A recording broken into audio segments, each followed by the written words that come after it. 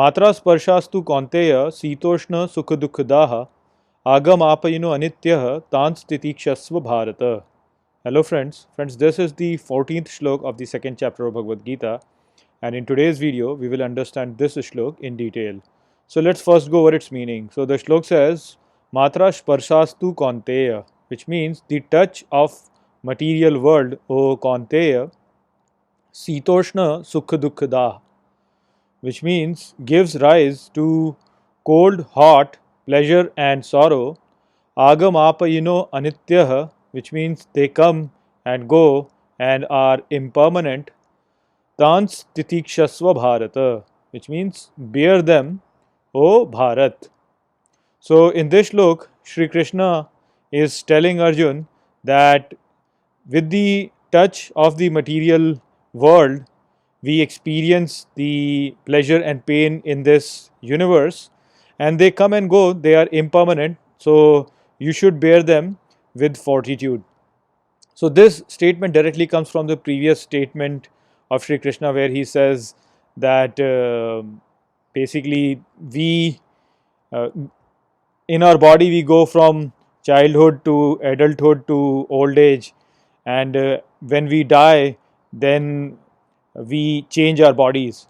And so what Sri Krishna is trying to do over here is to put the things in the right perspective for Arjun, and he is saying that all these changes that we observe in this universe are all impermanent, and you should basically bear them with a calm attitude.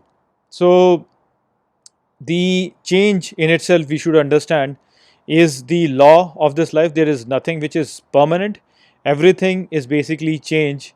And if we think that something is permanent, then that basically is our delusion.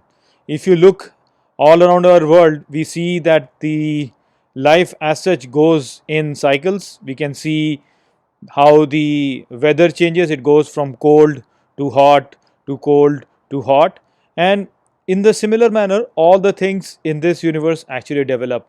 Even things that we experience develop like that. So the cycle of pain and sorrow is also quite well understandable. Now I can give you an example to explain this.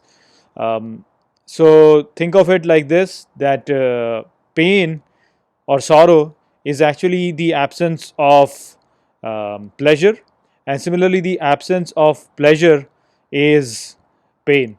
So during our weekends, for example, you can clearly see this happen. So on Fridays, when we are expecting to have the weekend, we feel happy, and we feel happy because the pain that we were experiencing in terms of working over the week is going to disappear, and therefore we feel happy because our pain is going to disappear. But then when the weekend comes to an end, then we know that this pleasure that we experienced over the weekend is now going to end, and we will have to work.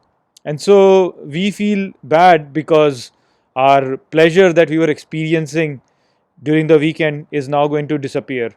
So this kind of a cycle of pleasure and pain is something that we experience all the time, and same thing happens to everything that we are experiencing. It goes from cycle to cycle.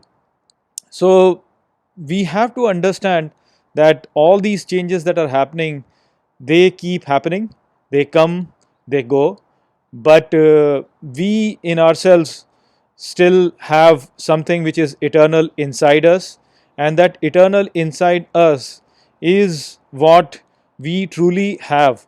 And if we grow over all these pain and pleasure, then we can basically sustain a calm state of mind where we are well calculated and we understand everything as they really are. So if you want to develop a neutral, or you can say a more wise point of view towards this life, where you can maintain a calm mind all the time in this universe, then what you have to do basically is to get over all these pleasure and pain things, because these pleasure and pain things are the ones which distract us.